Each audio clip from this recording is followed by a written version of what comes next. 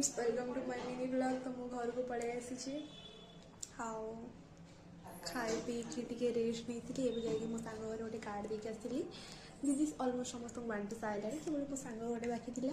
तो चलतु मम्मी कौन कर देखा आसला पर मम्मी मो पे लंच पूरा रेडी करथिला मो पे वेट भी करथिला पखाळ भात को माछ भुजे वाओ चा करछि कोन इथेरे एथर कर देली मोली गोटे कप पियो बोली दी कप देखला बेलू पियो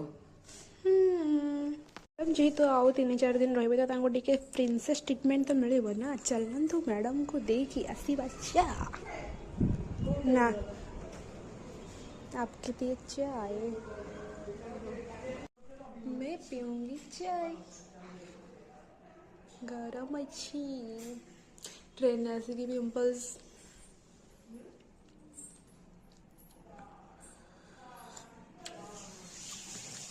सुकून।